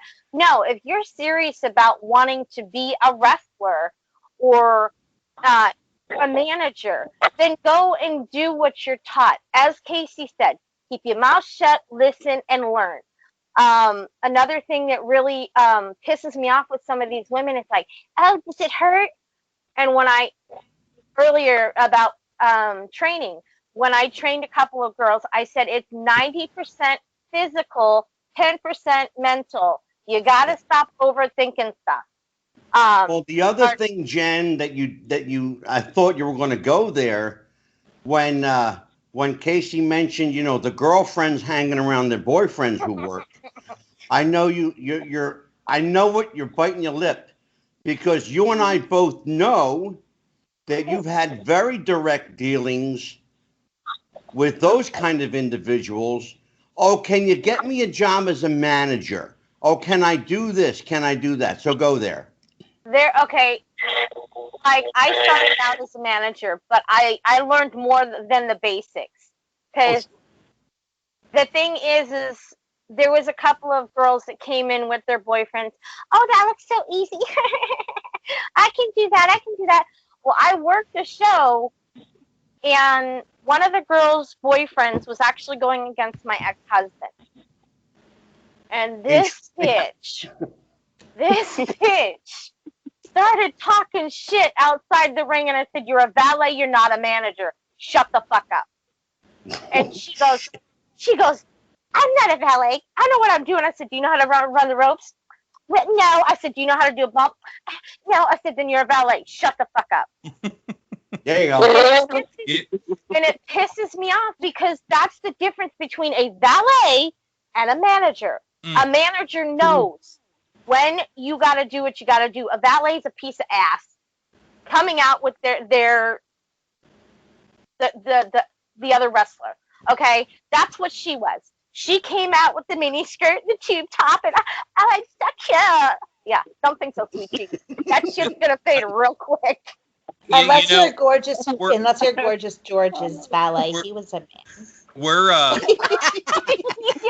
that's different. She was smart. You do that voice way too well, Jen. I was gonna say, Jennifer, what's funny, Jen, is what you were just talking about. I actually saw happen at a promotion where the boys, the tag team, picked Sandlet out of the crowd and had her valet them up to the ring. And I happened to be sitting beside one of the boys' wives, and she looked up and says, "Who the hell is that with my husband?" Oh, shit. But see, the funny thing, I went, Well, but see, well, and I agree with you. I agree with you, Jen. Back in my day, your wife, your kids, if they came to the matches, their butts were in a seat. Thank you. And it was paid for. Right. My family came to the match where Buddy busted open my head, but I paid for their seat. Exactly. Right. And they were not in the dressing room. They were not out with the wrestlers by the dressing rooms. They were not out in the cars. You're Their exactly butts were in the seat in the wrestling arena, just like any other fan. Well, right. And see, with told us when Superstar Bill Dundee was here a couple of weeks ago. If you weren't a wrestler, you got nowhere near the dressing room. You got nowhere near the back. You were in the audience, and you paid for your ticket. Yeah, absolutely correct. They also had to be careful the way the fans were, especially I think Bill mentioned too, in like the Memphis area. Yeah. You know, the territories. If you were family or wives or girlfriends or whatever of heels, you'd leave the match with slashed tires or a vandalized car. Like if you were in a seat and you cheered like a normal person, you didn't bring attention to the fact that you were here with the executioner or whoever the big heel was that day. Exactly. Well, see, again, like that match I was telling you with this girl, she started talking shit, and I'm like, every part of me, because I was a heel manager.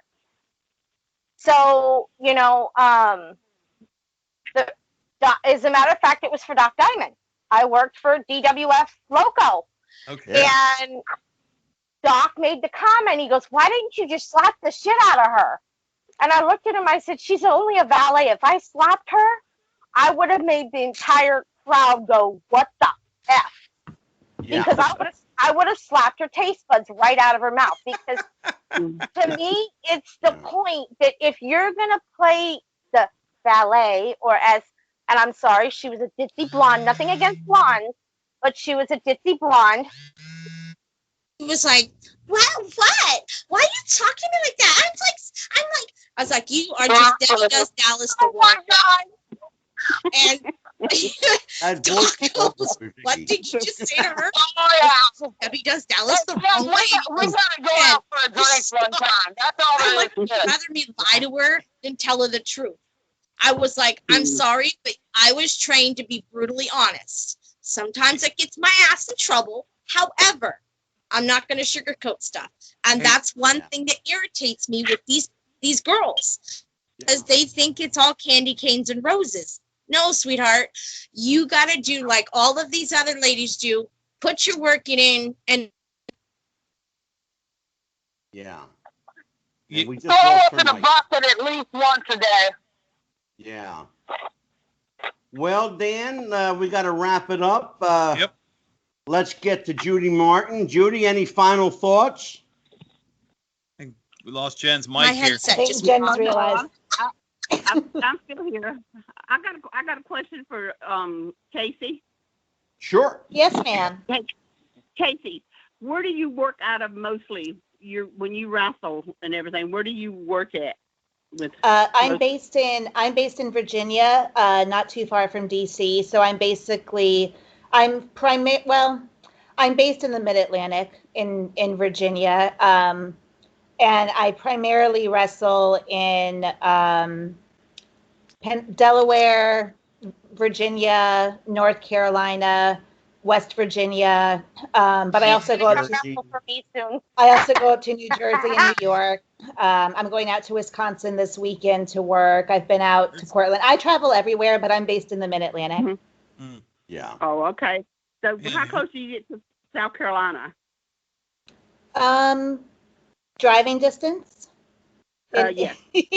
I'm depending on what part of South Carolina, maybe 8.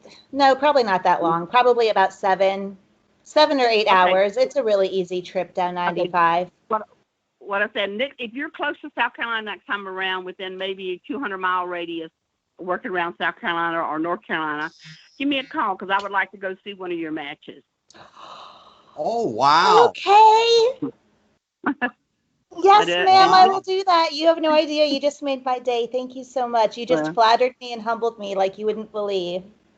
Yeah. Wow. And Jennifer, Thank you. I would love to have all you ladies at my shows, at one of my shows. I would love to have all 3 of you as well. Kacee, I'm going to try and get her on one of my shows for next year. But I definitely would love to have you, Judy, and you, Victoria, at one of our shows, because I want to be able to show, hey, these are the women that paved it for me. These are the women that gave me the gumption and say, hey, I can do it just as well as they can. I mean, Jennifer? I am actually in Philadelphia, but we run our shows out of Delaware, New Jersey. Oh, okay. We actually have a show coming up June 27th, and I am going to be in a mixed tag team with Gangrel. Him and I are going up against a husband and wife team that are from New York City. They go by Alexa Rose and Trigger. I love Gangrel. Yeah, it's funny because when I got married to my ex-husband, we got married in the wrestling ring, and he actually walked me down to the ring. And everybody gave me shit because I didn't go down with the normal wedding march. I went down to Living Dead Girl by Rob Zombie. I was like, I'm not your traditional bride. Hello. Right. My colors were black. I'm shocked by that revelation. Well, with Jennifer, I would love to go to one of your shows. So maybe we can work that out in the future here. Yes, Beautiful. most definitely. Yeah.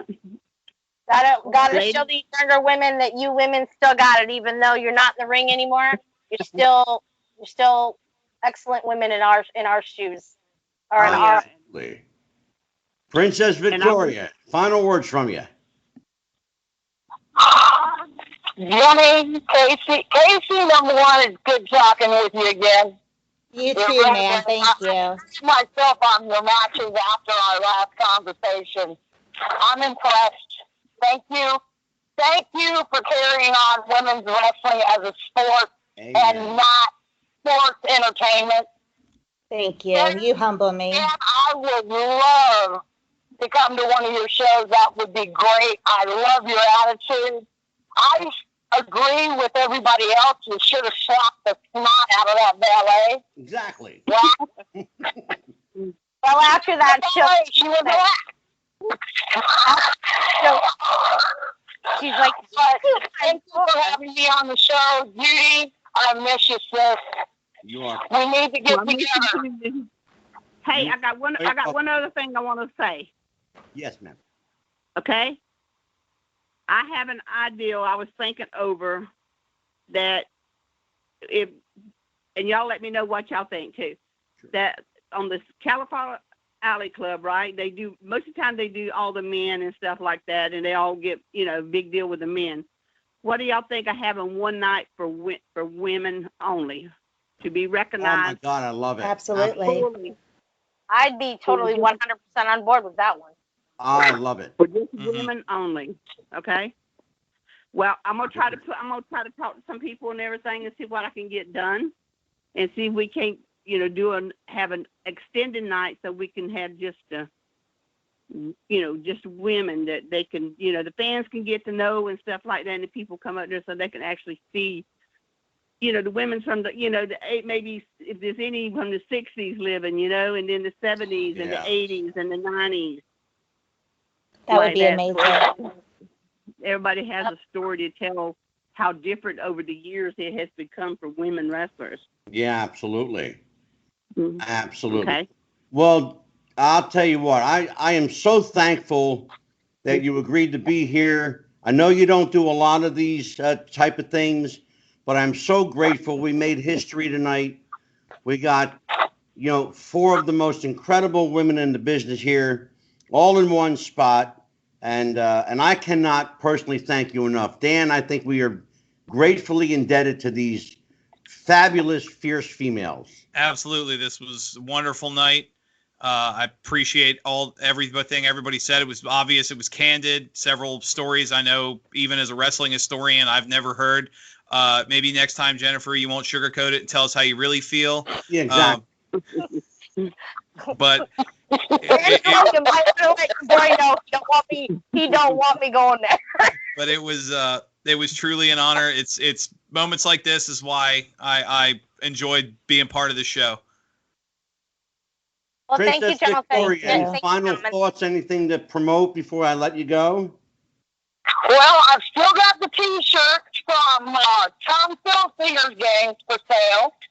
Yeah. I've got 8x10s. People can contact me on Facebook. I'll also put some pictures up of the 8x10s and the T-shirt on your website if you don't mind. Oh, absolutely. Please, by all means.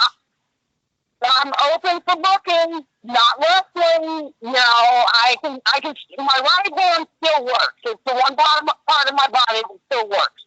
Well, I'll tell you what. I would like to. While I got you here, I am booked for the Icons of Wrestling convention in Philadelphia at the ECW Arena. Just as soon as they reschedule that event, I would love to bring you in. I would love to come. Beautiful. In more ways than one. Oh, God bless you. If I have the extra, they come in. Oh, man. Promote away, Kacee. Well, we're kind of just now at the point for me where there's something to promote again. I'm getting back in the ring for the first time, since February, on Saturday out in Wisconsin for Brew City. So everyone can, my website will go back to being updated now that I have some material to put out there. Everyone can visit my website at KaceeCarlisle.com. Find me on Facebook, on Twitter, Instagram, all the social media. But as my schedule picks back up, I'll be putting out a lot of content for everybody and getting back into hopefully the normal swing of things soon. And can I just say that it was such an honor. I'm so happy that I got to sit back and listen a little bit more tonight, because this was a thrill for me. I can't tell you how excited I was to be part of this show with these ladies. Love you here. Thank you. You are, all of you are, this is an open invitation for all of you. You are all welcome back here. This show is your home. Anytime you want to promote or just talk or hang out, Wrestling with the Future is your platform. And I speak on behalf of Dan the Man and myself when I say that. Yes, sir. Jennifer Lopez, Sorceress Morgan, promote, my dear. Well, let's go this way. I have actually one of my old posters from the show that we're getting ready to do. A 16-year-old boy actually did this poster for us, so I will put it out there. There you go. Beautiful. My buddy Gangrel. Exactly. We have some awesome talent on the show. We are actually doing it for charity for a young woman who has been dealing with domestic abuse. Yeah. So all proceeds will be going to helping her get out of the state of New Jersey and into a better location where I know that she will be safe. But if you need to get, my Facebook is Jennifer Lynn Lopez. I also have a Twitter, but I could not tell you I'm not on it very often. Oh, I mean, I see the ladies like Kacee and all them. I see what they post, but I'm not a Twitter kind of person. I'm more Facebook and stuff like that. So if you want to add me, please do so. Jennifer Lynn Lopez. Can't miss the purple hair. I will let Dan do the sign off tonight, but before he does, some of our upcoming guests include Part 2 with superstar Bill Dundee. We've got next week Scott Teal, the wrestling author. Scott Teal will be here. We have a non-wrestling show with Mike Williams from the Sage of Quay. He is the man affectionately called the Paul is Dead guy. You can check Mike Williams out at Sage of Quay. We've got Wrestling Wives. This is a fascinating lineup. Mrs. Jimmy Snuka, Mrs. Wahoo McDaniel, and Mrs. Bruiser Brody will be with us, all on one panel, joining us next week, as a matter of fact. We've got a very special show coming up on July 2nd with Joyce Grable. July 7th, we will have an indie state of mind. We will discuss the indie scene. The Tennessee stud, Ron Fuller, will be joining us, as will Andrew Anderson, John Arezzi. We will discuss a return to the territories on July 21st. Baby Doll will make her third appearance with us on July 23rd. And we will finish out the month of July with our favorite from Devotion Championship Wrestling, the one and only Tombstone Jesus will be with us. That just gets us through July. I haven't even touched August yet. So, Dan the Man, take us home, brother.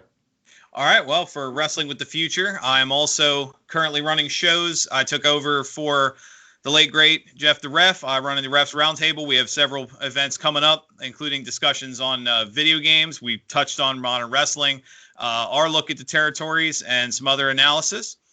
Wrestling with the Future can be found on Facebook at Wrestling with the Future Podcast. We can be found on Twitter at Wrestling Future. That's no G, Wrestling Future. So for Wrestling with the Future, don't forget to like, share, subscribe, buy the T-shirts at the link below.